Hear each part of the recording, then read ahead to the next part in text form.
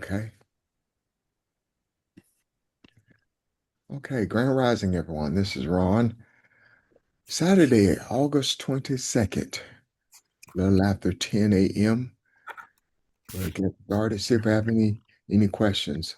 On last time we met on Monday, we talked about Charles. We started the day off with Charles' question, talking about Enoch and Elijah, being flesh and blood and not dying and what that meant. And we looked at that in detail and it led to some other things. But what we concluded is this is not talking about so much flesh and blood, but well, not flesh and blood at all, but talking about us being spiritual beings.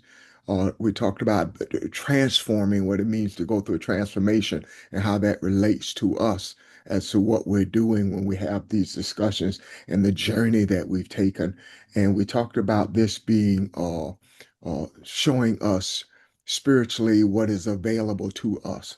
So we don't look at the scriptures as a history book or as these being characters that actually lived, but being characteristics of man and understanding that these names mean something. Like, for example, we talked about Enoch, meanings to be dedicated, to be prepared or trained, and to be initiated. So all of these, most of them anyway, have a meaning or a part of a journey that we can trace down. Pastor talked about since he was out of town the week prior, his experiences with the cosmic order of things that took place on Wednesday and Thursday, I think it was. And he related that to becoming closer to nature, including the birds in his backyard, and being able to better communicate with them. He also related it to his trip to DC, how that was different. It wasn't political. It wasn't talking about the past so much as it turned out to be a training session and what their hunger was and what that meant. We left there and talked to Jordan had a question about how to study scripture. And we spent a lot of time on that because what we've noticed is that we do study scripture differently. We look at it now in a different light because of this transformation and is scrutinized more and uh, a lot of times it may not uh, we may not see what we're looking for right away, but we've also gotten patient enough to say, you know what, let's look at this at another time because it may not always readily come to us. Uh, we talked to, let's see, Don talked about your personal growth, this being all spiritual and that transformation, unlike religion, where we rely everything on the preacher. This is a transformation. Although pastor is still there for us, this is something individually that you have to internally go on your journey. And then we spent, which I thought was probably one of the I won't say more important, but more I got out of it was the discussion on walking with God. I think George and Levon may have initiated that, but we talked about walking with God and who we are and that being based on your desires and your intent.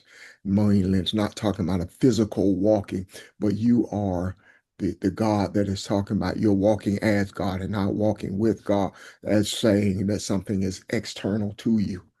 So that's pretty much sums of what we discussed on Monday. Uh, any questions or comments about any of that before I give it back to Pastor?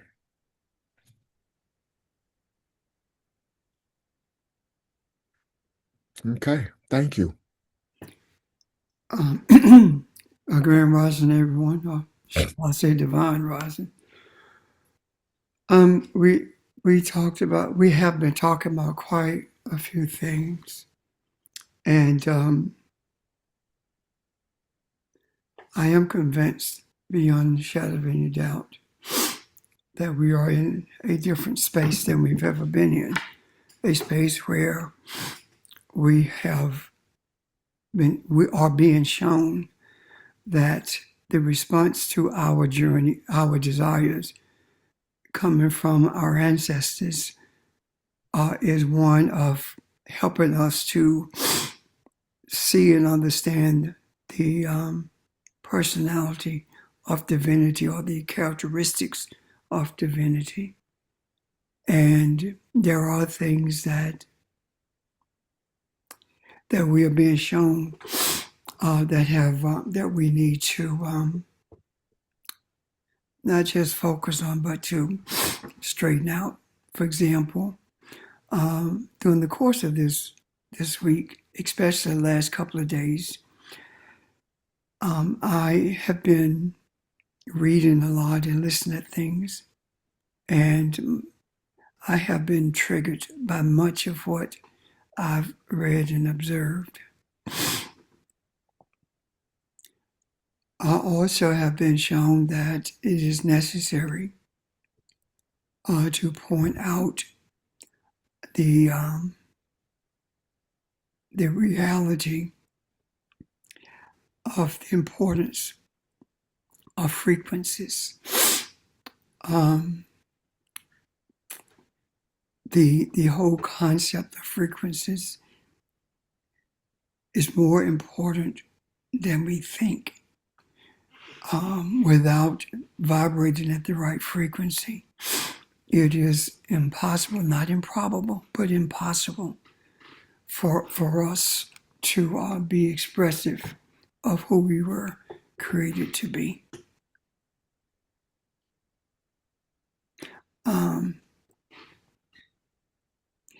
One of the things that I saw this week is we need to do a bit more in-depth research into the names that we use to identify the creator of everything that is. What I have been shown is that Ein Sof came to us through our study of Kabbalah. And Ein Sof itself is masculine. Therefore, the source or the light is more probable for us to use in speaking of the creator of all creation, the creator of everything that is, and the creator of everything that is and everything that shall be and always was. So Ein Sof is masculine, and it has no powers to birth anything at all. And also, we have been observant of the purpose of Christianity and Islam. And both of them are devoid of any spirituality whatsoever. The responses that we get in church, especially in the Black church, are not necessarily spiritual responses simply because we call them that. If we understand Christianity, Islam, etc., we begin to understand that both of them were designed to manipulate and to control. And that has not changed at all. What we have done is swallowed the whole hook of Christianity, Islam, etc. And to it we have made attempts to attach spirituality. And that's not going to happen, because the moment that you stand in the midst of Christianity or Islam and make these statements about truth, you are extricated from the structure of the building, and you're excommunicated from the presence of those who are proponents of Christianity and Islam. So it is important that we understand the nature of our being. Would you make sure that your phones are muted, please? Um, we as a people, as we have noted, are divine in our having been created. We are spiritual technologies that are necessary for the growth and sustainability of life in the earth itself. And as such, we are obligated to travel a journey that gives us a greater clarity as to who we actually are. The journey to embracing divinity is a journey that is natural to us. We move towards spirituality naturally. We don't have to be pushed to do that. However, the manipulation and control that comes from Islam, Christianity, other religions, is the catalyst that causes us not to embrace the realness about who we are. The only thing that stands in our way, that impedes us from embracing who we are, is us. And the way it is done is that we have embraced religions that have been brought into existence to enslave us. Islam is a tool of enslavement just as Christianity is. And as long as we believe that Islam and Christianity are from our Creator, that presents a problem for us. Because if we are Muslim and we cry out to God, cry out to our Creator for deliverance from chains. If we are Christian and we cry out to God for our deliverance from chains, and we remain in chains, the question becomes, who was God, who was Allah listening to if we remained in chains? The cry for freedom becomes a reality when we recognize the feminine as being the womb through which everything entered into this realm. It is then that we are able to see the pathway to embracing the reality of our existence. So, having said that, it is my contention that our ancestral beliefs are the catalyst that helps us to paint that picture. And I as things were coming to me, I made some bullet points to follow as I was directed.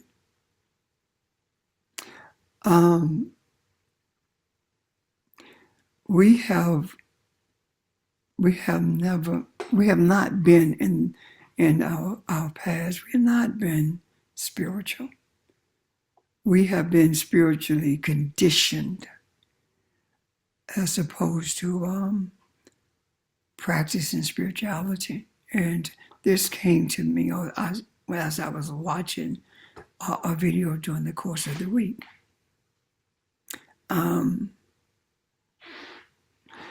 When we understand what spiritual practice is or spiritual conditioning is, that gives us a clearer vision as to who we are and the journey we travel. It is through religion that we have been spiritually conditioned. And it is through this journey for an understanding of what the esoteric meaning of the written word is that we become practitioners of spirituality. As practitioners of spirituality, our priorities shift from a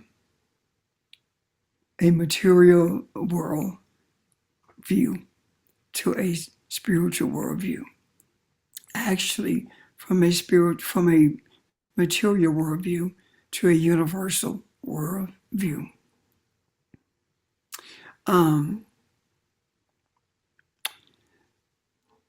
When we are on this journey, we have to be cognizant of our thoughts and our words, because our thoughts and our words mold us into what we become, or what we become aware of or not become aware of. Our thoughts and our words are magical. They are creative. Our thoughts about anger creates in us anger and an attitude that is not acceptable.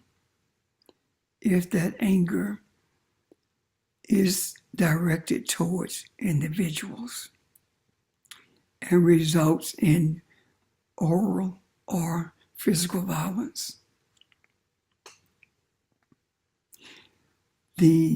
Our thoughts also about our spiritual nature and a desire to understand it results in creating the nature of who we are, the natural being of who we are. I've said much about words. Let me interject this before I begin talking about the spiritual nature of words. We have spoken much about the Antichrist. But have we given much thought to what that is?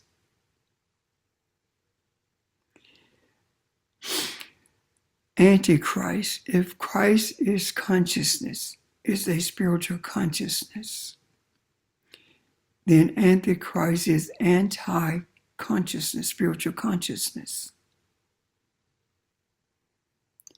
And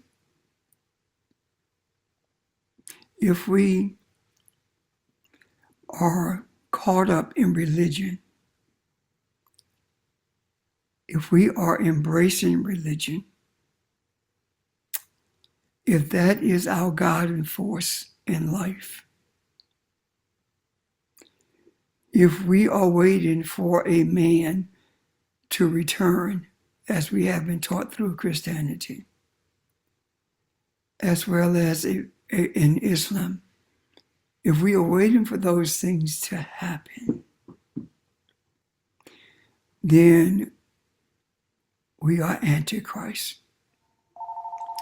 We are opposed to the consciousness of our spirituality by virtue of our actions, our thoughts, our words.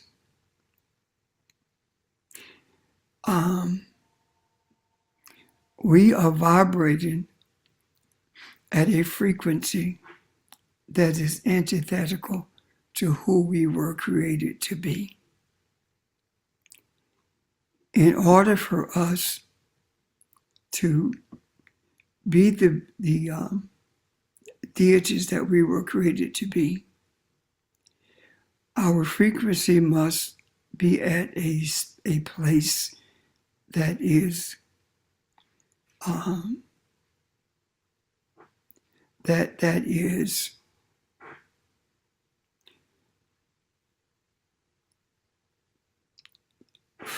based on the frequency of the universe itself. And we shift our frequencies when we get caught up in religion or even be expressive of religious terms that we know hold no power whatsoever. One of the most difficult things for our people to overcome is the antics of religion itself. And as a result, we vibrate at a lower frequency, which impedes our spiritual sight or insight. If Christianity or Islam is the way that we are to go, then why is it that these two religions in particular, I'm not talking about Judaism because Judaism is full of hate, period, for anybody who's not Jewish. And that's why they call us Goyim. I'm talking about these two because these are the primary religions that we as a people embrace. And to embrace these two religions render us weakened because of a low frequency of vibration, which means that we are subject to the whims of all of those who seek to keep us in bondage. And until we have the desire or recognize the necessity of desire to embrace who we are, our frequency will not change. When we have interludes with the essence of divinity, that is when we have a sense of vibrating at a higher frequency, but we don't necessarily recognize that. And that is the reason we are here every week to help us to understand what it feels like, what it means to vibrate at a different frequency. Our energy levels, our energy forces are predicated on frequencies. What happens is teachers of spirituality are charged with a huge responsibility. And that responsibility is to make humanity aware of divinity being in its presence. In order for that to happen, then divinity must recognize itself as to what it is, embrace it, and not shun the responsibilities that comes with it. This is not saying that Your embracing the reality of who you are gives you a license to injure other people by the way you present yourself to them. If your approach is one of superiority to our people who are caught up in religion, we will never reach them. Gentleness and humility is what opens the hearts of those who have hearts geared toward religion. And that the humility on our part opens the gateway for change for our people. And that's where we are currently. A few days ago, we recognized the energy and the gateway that was open to us and made aware to us. A gateway that infused energy into this earth like we have never experienced before. I don't know about you guys. I experienced the energy, but I saw nothing. I did not see the parade of planets. I did not see the eclipse. I did not see the full moon. Neither did I see the meteorites that were hurled towards the earth. I saw none of those things. Yet, the presence of them was a tremendous experience and still is a tremendous experience for me. I recognize that the day before these cosmic events took place, the crows that were always with me left for weeks, if not months. The crows have appeared every single morning and lingered throughout the day. And all of them would leave at the same time.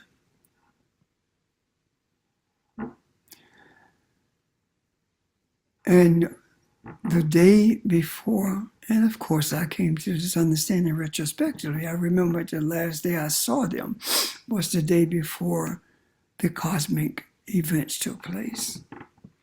And when I noticed that, that bothered me because, of course, the mind that I have been trained to pay attention to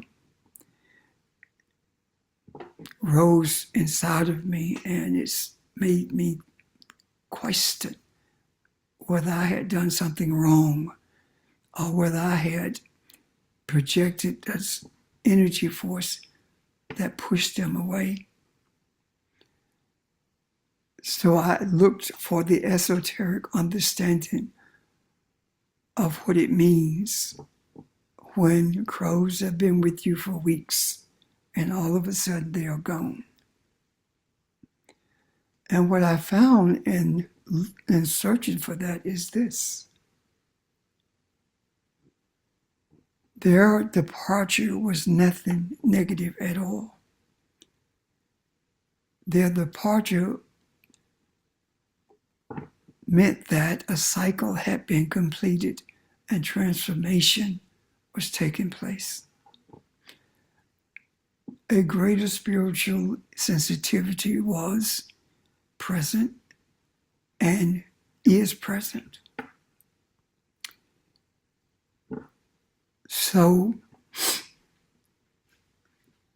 that message says to me, not just to me, James Richard, but to us who travel this journey, that a cycle has been completed and our transformation into light bodies has begun. The preparation that is necessary to face everything that's been thrown at us has begun.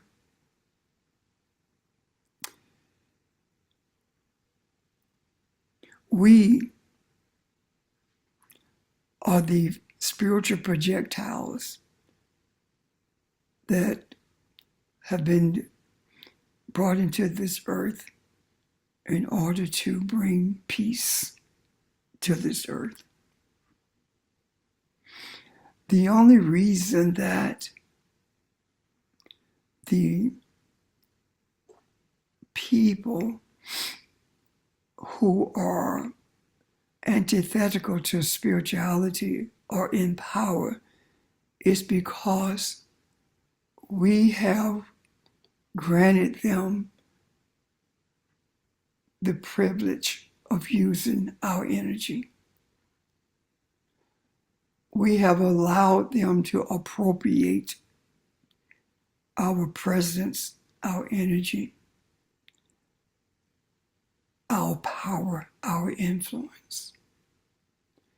And that has been done by way of convincing us that Islam and Christianity are the spiritual journeys that we must take in order for us to be acceptable to the Creator. These two put us in bondage and usurped our energy for their own benefit. It is now that we, recognizing what has taken place, desiring to bring balance and peace to this earth, it is us who have stopped this flow of energy through the wounds that we have endured ever since our encounters with Europeans. We are no longer bleeding the energy that they have been appropriating for themselves. The collider has been rendered ineffective because the true energy of life, the true presence of divinity, has embraced its essence and refused to allow life to be drained from us, from humanity, by virtue of draining energy from us. I'm not concerned about what a collider or AI can do to us because of who we are. We are the life force in the earth, and without us, there is no life. And anyone who has given any thought or done any research understands that there is no life without our presence in this earth. Simply because we came directly from the source, and from us, everyone and everything else came into being. And we are the sustainers of what we brought into being. And that is the reason that we could not be destroyed and kept in bondage. Every piece of land at some point through history was occupied by people who look like us. The primary piece of land that is occupied by us for the purpose of balancing the earth is the land that we currently occupy. It is not the land that's called Africa or any other landmass. It is this landmass, this space, because this is the place where hatred and ignorance is endemic. This is the place where the birth of the most horrific violence took place. And this is the place where the powers that be have been relieved of that power and now are scrambling to figure out how to maintain their dominance in this earth. The other way that we have allowed them to appropriate our power is by the way we speak. We talked about the understanding of this English language being spellbound, and we have cast spells by virtue of our speech. When we talk about the dominance of white supremacy,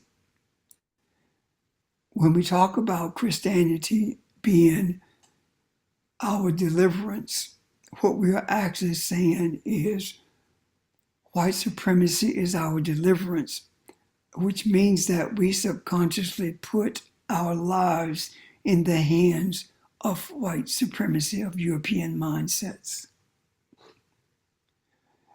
When we do the same with Islam, we get the same results. However, there is a reason that we speak English. If we were able to speak in our native tongue, the language of English will continue to cast spells of defeat, the lack of hope, and blindness to who we actually are. We bring balance and harmony into the earth by redeeming a language, by redeeming our thoughts. The redemption of this language comes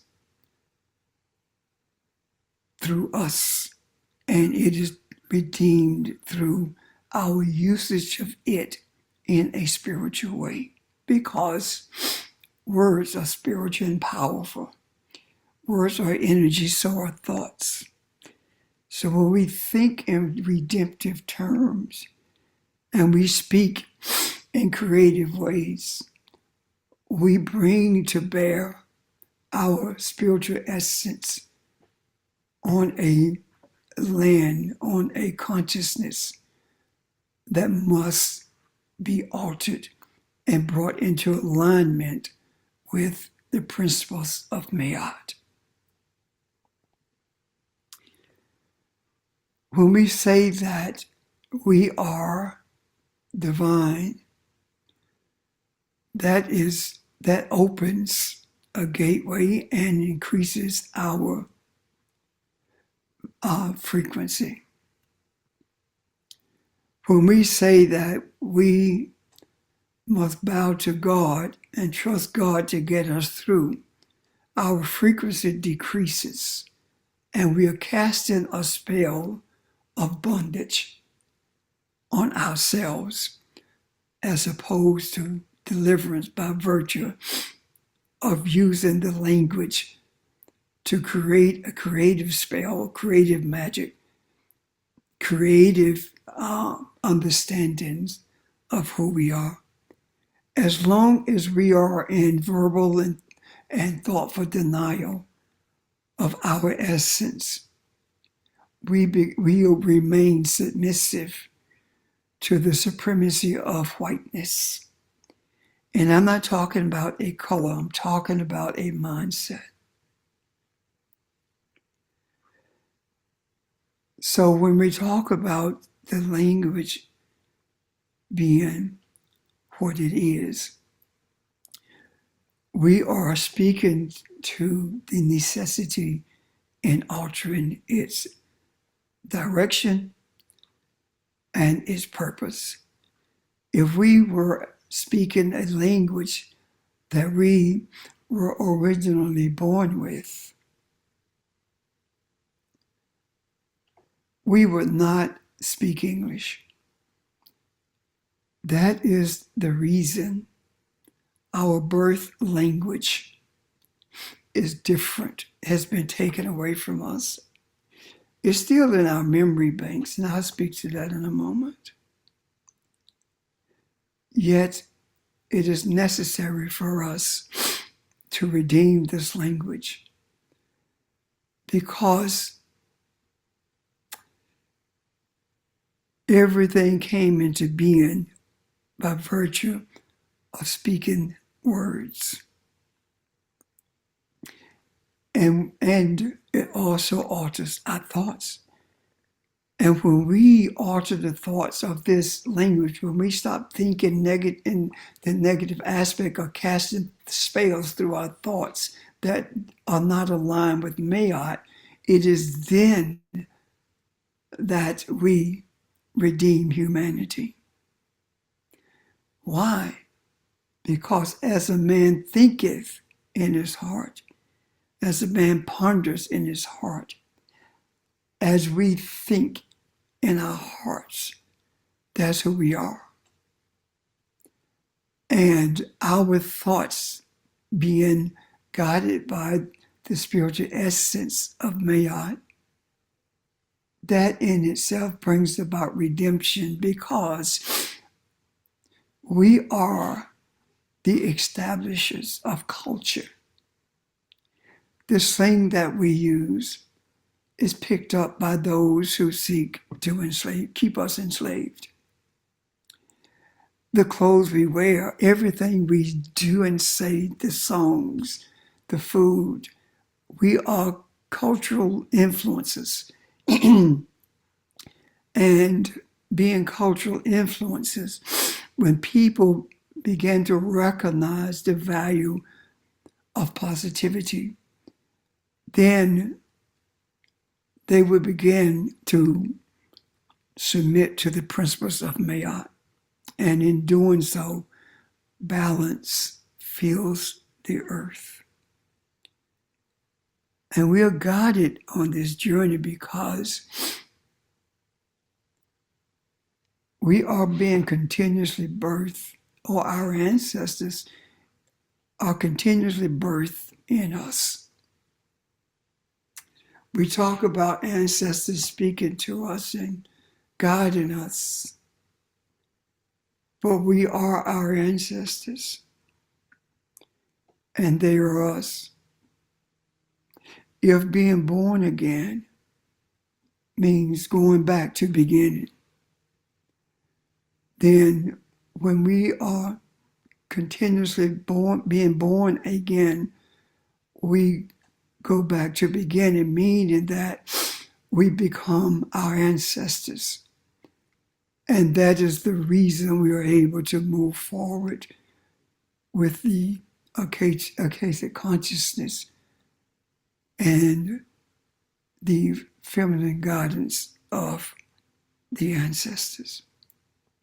Our minds must become as the minds of our ancestors. Our ancestors have no doubt about who they are.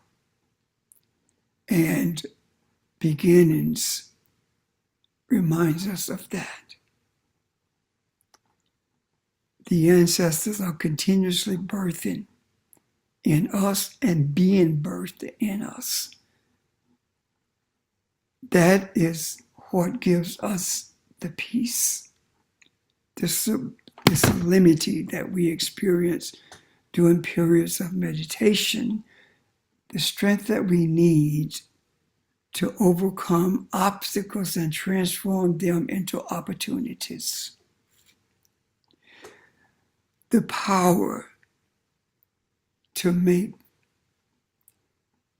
bondage become freedom for all, to transform it from what it has been to what it shall be. It is through the ancestors and their feminine essence that we are able to birth in this earth. When we talk about the feminine aspects of our ancestors, we are talking about what was so in the beginning.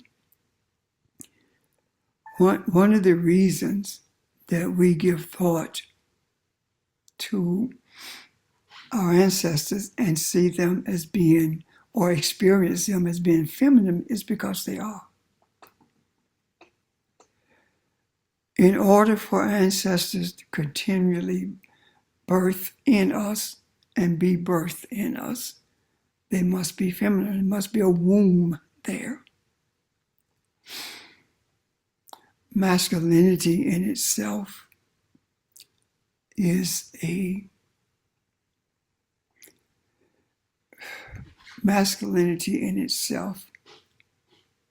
protector and the provider. When we really give thought to it, there was only femininity until the cosmic mother gave rise to these physical beings that we are. And that was done through, parthenogenesis. That's how we became masculine in physical form.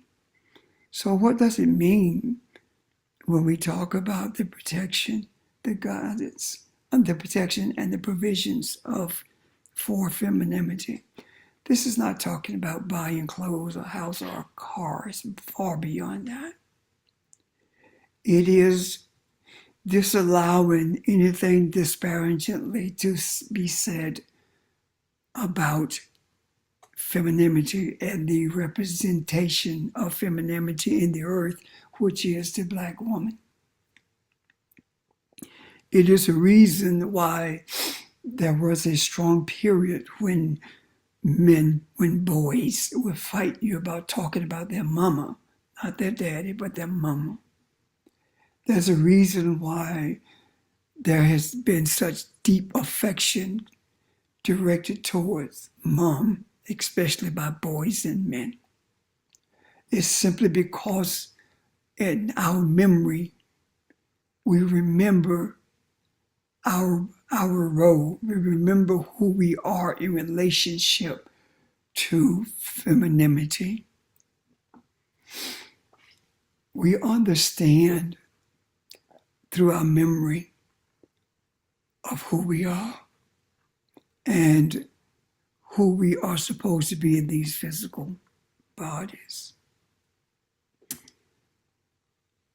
Our memory is what our ancestors show us.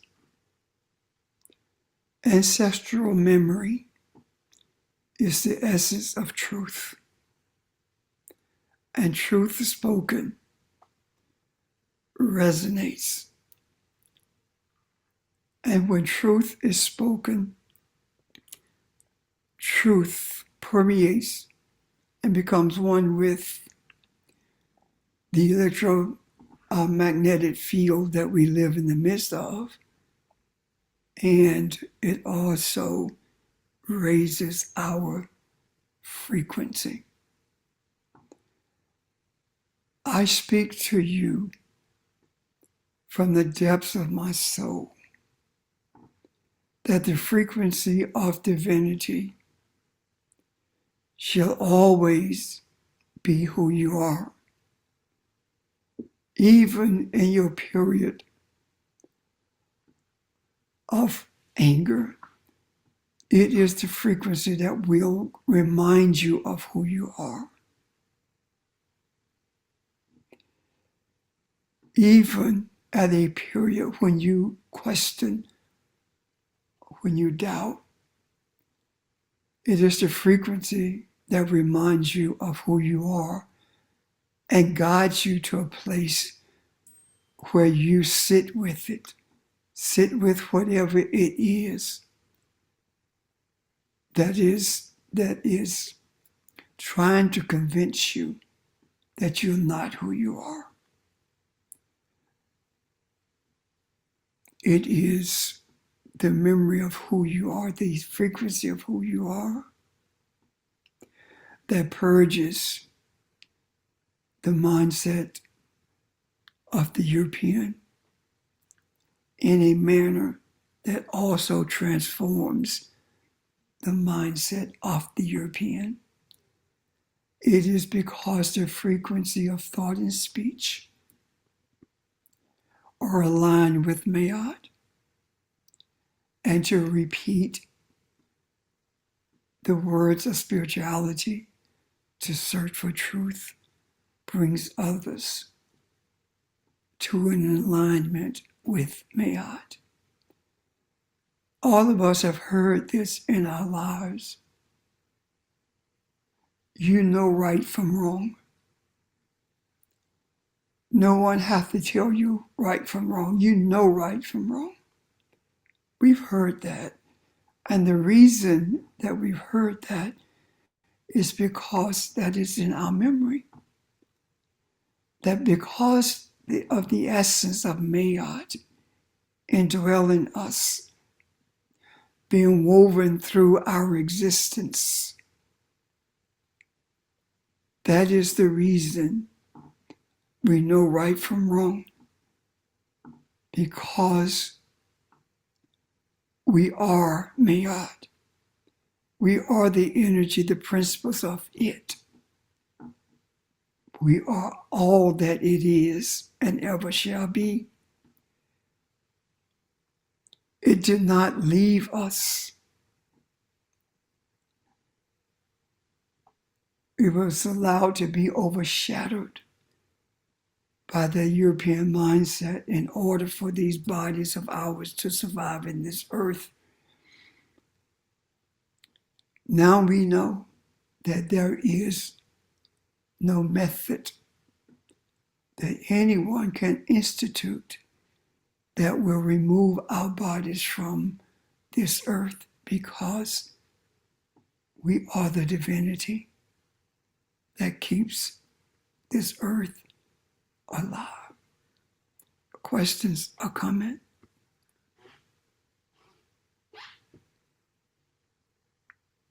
Does this resonate? Yes. Yes. Yes. Yes, it does. It does, even though I may not understand it all. It does. The resonance of it is what's important. Right. Thank you. I guess I had not considered what you said about the language. That makes a lot of sense. Why we're here and why we speak this language. I hadn't thought of that. These things are in our memory banks, and that's why it resonates so deeply with you. We are being made aware of so many different things. And may I share a couple of them with you? Yes, sir. This whole, and I learned this week, this so-called Wailing Wall in Israel is not the wall of the temple that was torn down, or that was destroyed. It is the wall of a Roman fortress. It is a space where the Roman military had quarters. The actual structure that was the temple was south of that area. And under it flowed a spring, because spring water and the flowing of water was necessary for the spiritual rituals that were practiced by people who look like us.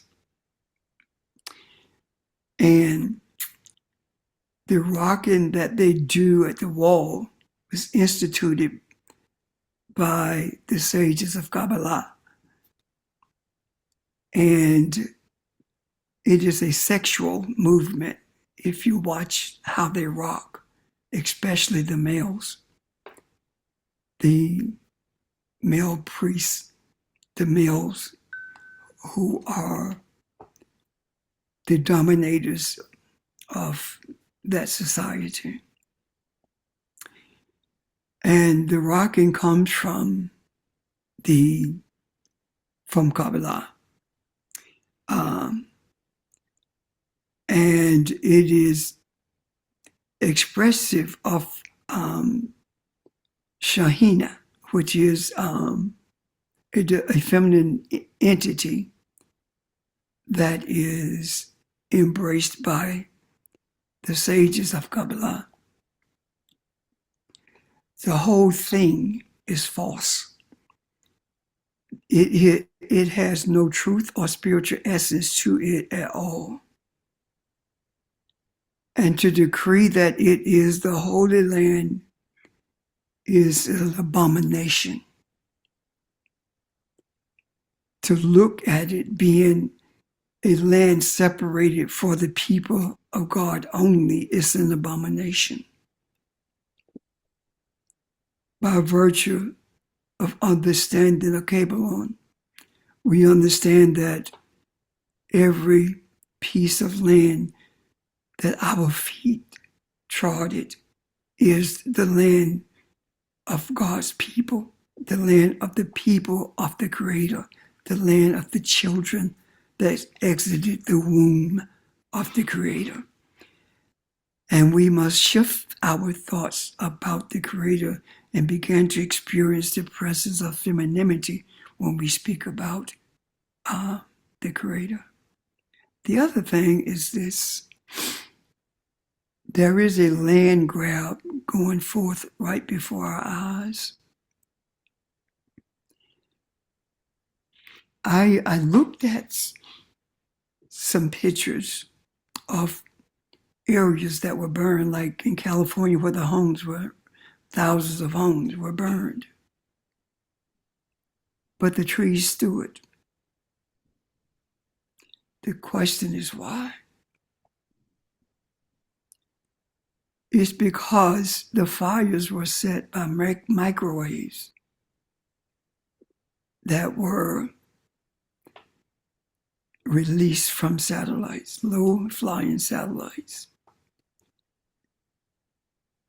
If you look at them carefully, you will see that the wood didn't burn. It only burned in spaces where there's metal touching the wood. And if you take the microwave in your house and you put a nail in it, in a piece of wood, and put it in your microwave and turn it on, the fire will begin to burn at the site of that nail and not the rest of the wood.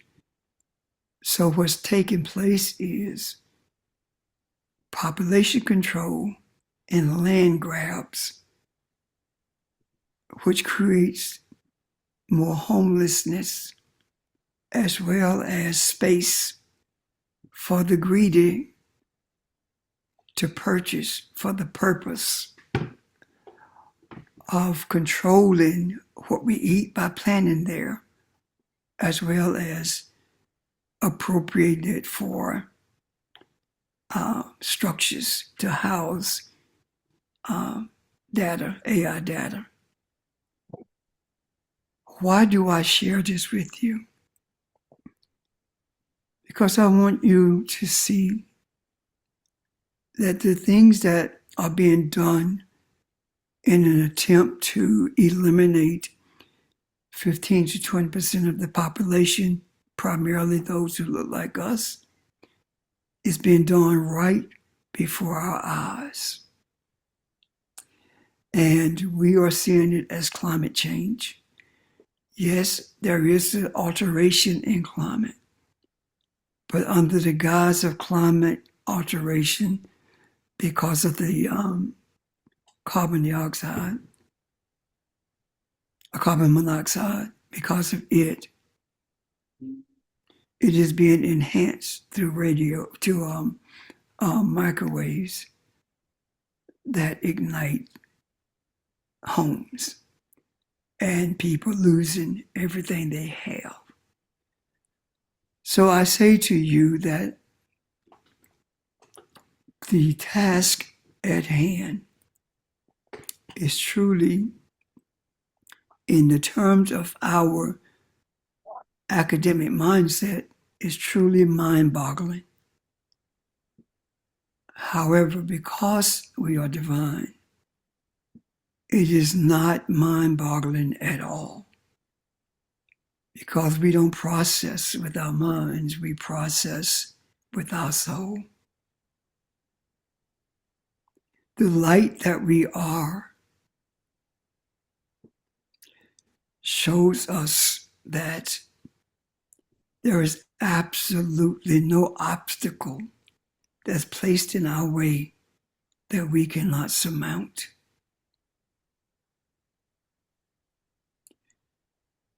We are the essence of power in this earth. We are the essence of divinity in this earth. We are loving kindness. We are everything that is needed in this earth for this earth to become what it was destined to become when we were birthed from the womb of the cosmic mother. And this nursery was prepared for us. And then this nursery became a home to us so that we could give birth, so that we could create in our image, our likeness. Our image, we already see the creation. Our likeness is the likeness of our thoughts, which is Mayat. The likeness is how we interact with each other, Mayat. These are the likeness of who we are. We have power, access to it. The mitochondrial DNA, the melanin increases in our bodies. The physical sight is cleared up when we are able to look at the sun when it's less 30 degrees or less on the horizon, morning or evening. Healing takes place from the sun.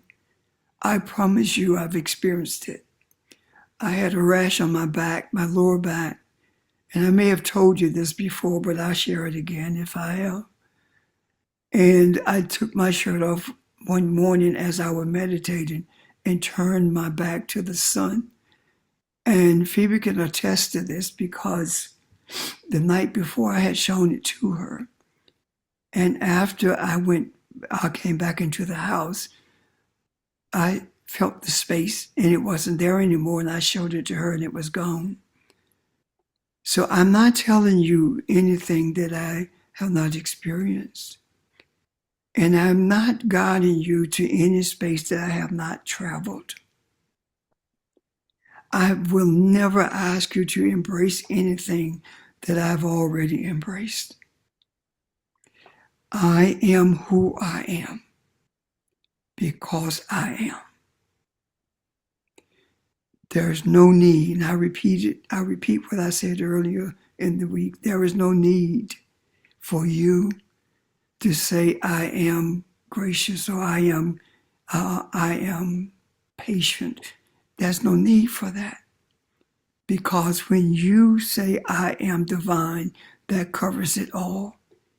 That means that you are everything that humanity needs for its freedom, its existence, its humility, for it to be aligned with what created it, for it to recognize the divinity in its presence. Those who are at the helm of hatred already recognizes this presence of divinity, and that is the reason they are trying to replicate the melanin and produce the light bodies so that they can control the true light bodies, so that they can control melanin, something that they will never be able to control. They must submit, because the weapons of our warfare are not made by men. The weapons of our warfare has been a weapon from the beginning. And the weapons of our warfare is the light that we are. It is the kindness that we are. And regardless of what happens, when you shine the light on evilness, it either disappears or it changes. It becomes life as opposed to death. That is a choice that it must make. We are that light. Church is not that light. No structure is that light. As a matter of truth, if you look at the Latin Vulgate, which is the Latin Bible that the Catholics used and still use, if you look at those Latin words, you will see that Christian has nothing to do with the Christ consciousness. Christian, from the Latin Vulgate, means imbecile. And anity from the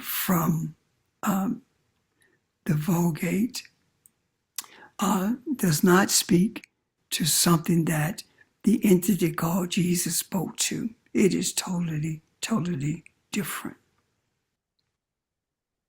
So when you say that you are a Christian, you're saying that you are imbecile. And the Catholics know it. But the denominations that came out of Catholicism are totally unaware of it. So the bottom line is this: evilness must get our consent for it rather to be able to dominate us. It must get our consent to rule, and we give them that consent. We embrace Christianity or Islam. When that is embraced, you are granting usage of your energy. You're abdicating your responsibility. And you are allowing evil to prevail, to multiply, to dominate. Questions or comments? I welcome them.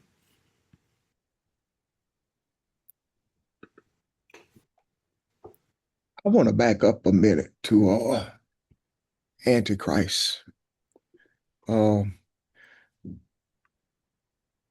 We have learned a lot, the people on this phone, I mean. So when you talk about that, you're not saying the people who have not had an opportunity, I guess, to know better, or who are still embracing religion because that's all they know. That is, you're mainly talking about those people who have seen and experienced something different and still try to hold on to it, try to hold to religion, correct? Talking Or about both, Ron. okay. You put a gun in a 5-year-old's hand. That 5-year-old pulls the trigger, you just as dead, right? Yeah. Age has nothing to do with it. The knowledge of it had nothing to do with it. It does what it does. We have been antichrist. We have been anti-spiritual consciousness when we followed the antics of Christianity. regardless of whether you have had interludes with it or not. You are Antichrist. You are speaking against what truth is. You are living against what truth is. That's Antichrist, regardless of whether you know or not. Look at us as a people.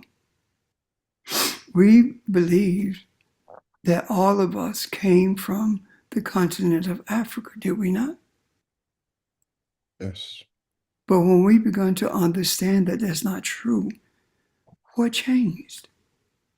Our attitude towards who we are shifted to understand that the whole globe is a cable line. The garden of life is shifted. But before we knew it, we were the primary perpetuators of that which was antithetical to the consciousness of spirituality. We did that. And right now, there are people still doing it. It is incumbent upon us to flood the macro with our presence and with the energy that's necessary to push people to search for something more. And nothing pushes people to search for something more, something better than suffering. It opens them up for change.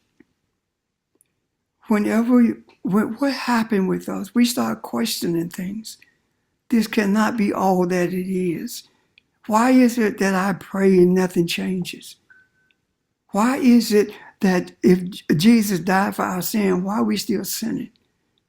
Why is it that we cry out to God through Jesus and we still are in bondage? Nothing changes. Why? Yet, when we sought answers for these questions, we ended up realizing who we are. And now the heaviness of that bondage is no longer there. I don't know about anyone. However, I do know this. Ever since I stopped praying, I'm free. I sleep better. I'm more calm. I shifted from praying every night and every morning to meditating and living a life of meditation and recognizing my essence. And because of that, I am a different entity, a different being. And if I have a flash of anger, it only lasts for a minute because I'm reminded that that's coming from that European mindset, not the essence of divinity. Does that help you, Ron? Can you see that? It does. So there's the shackles that are more dangerous and more fixed than physical chains are the shackles of Christianity and Islam. People are afraid. Listen to this, please. This entity called Jesus went into the mountains, and while in the mountains appears? Moses, Elijah, am I right? Are you guys familiar with that scripture? Yes. So why is it that Jesus' ancestors can appear to him, and when our ancestors appear to us, or we talk about our ancestors, it's demonic? Why is it that we are supposed to turn the other cheek when we are slapped? So what does this mean esoterically? What that scripture is talking about in the mountains is this. Your guidance comes from your ancestors. And they put men there because they wanted to manipulate us.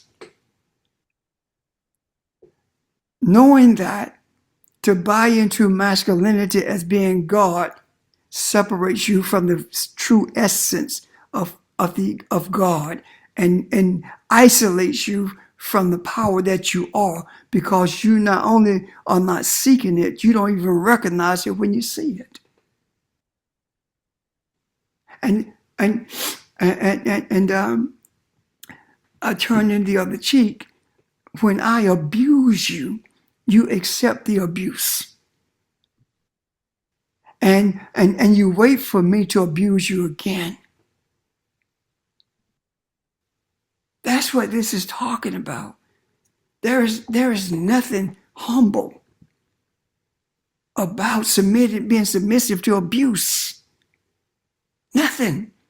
There is no humility in being in waiting to be abused and embracing your abuser as well as the abuse. Are you able to see this? Is this clear? Does it resonate? Yeah. Yes. Right. Yes. This is important that we understand this. All of the things there, we are looking for something that we already are. The kingdom. It's in us. We've been told that. You can't find it any place because it's in you. You are it.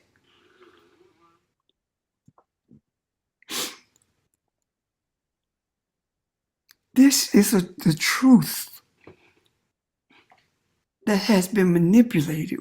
We are it.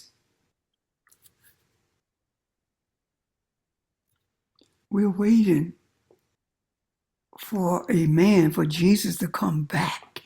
That's not it.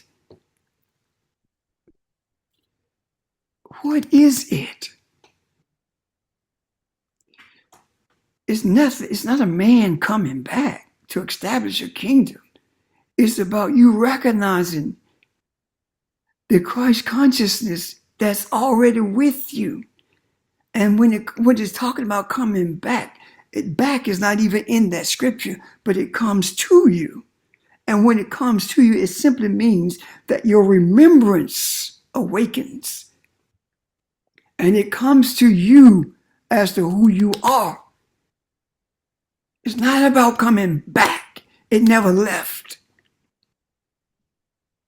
This consciousness has always been with us, ever shall be with us. We're simply recognizing and embracing it at this moment. It is time for us to transcend time in our thought, in our presence. And the transcendency of time keeps us in a space of humility, but in a space of deliverance, in a space of remembering our origin, remembering who we are. Questions or comments about that? Does that resonate? Yes. It does. Yes. It's imperative that we cease to look for joining the club through being dipped in some water baptism. If the scriptures are spiritual, everything is spiritual. So this immersion has nothing to do with water. This immersion has everything to do with being immersed in the understanding of truth.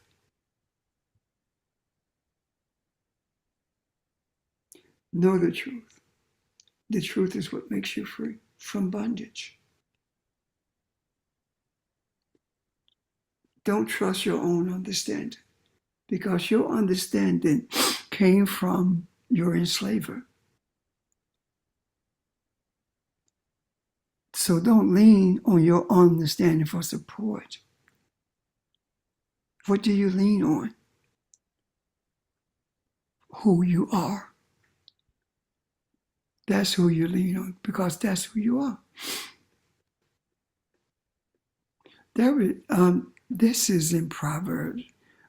It's not coming to me right now. That direct quote about lean not unto your own understanding. Can someone quote that for me, please?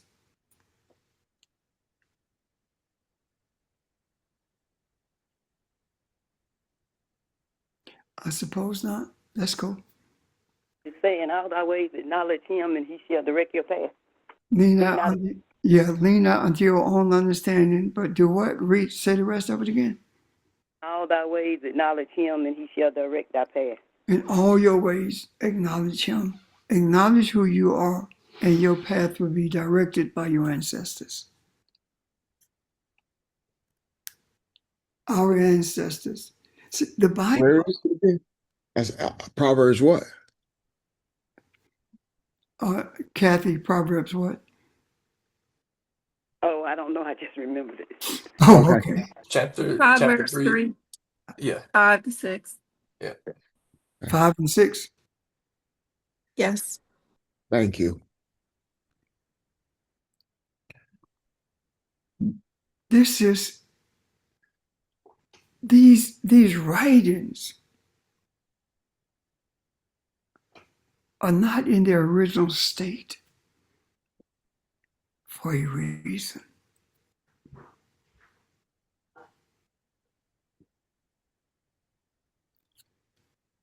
So here I am, sitting before you,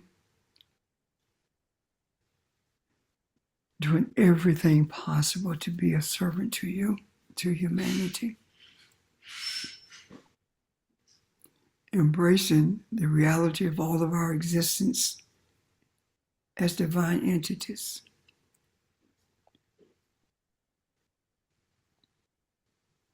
And now asking you to take the time to sit with what you have received today.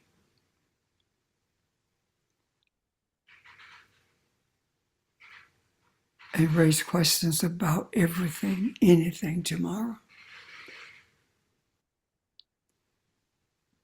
Remain in a meditative state. Allow these words to form a tapestry of truth within you. And be submissive to who you were created to be. The enlightenment to this entire world. Stay strong. Stay focused. Let not fear in any way enter you. And to you I say, Ashe. Ashe. Ashe. Okay. That's it.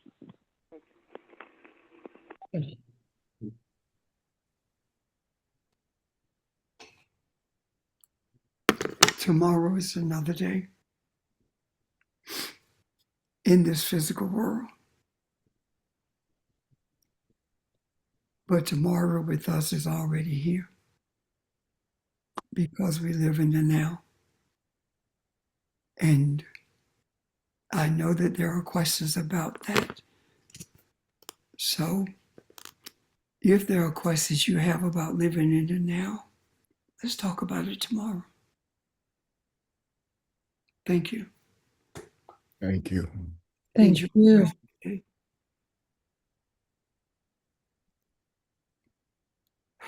These have been the things that the ancestors have shown me. Good day. Have a good day, y'all. Thank you. All right. Thank you, everyone. Thank you. Thank you. Bye-bye. Thanks, everyone. Later, love ya.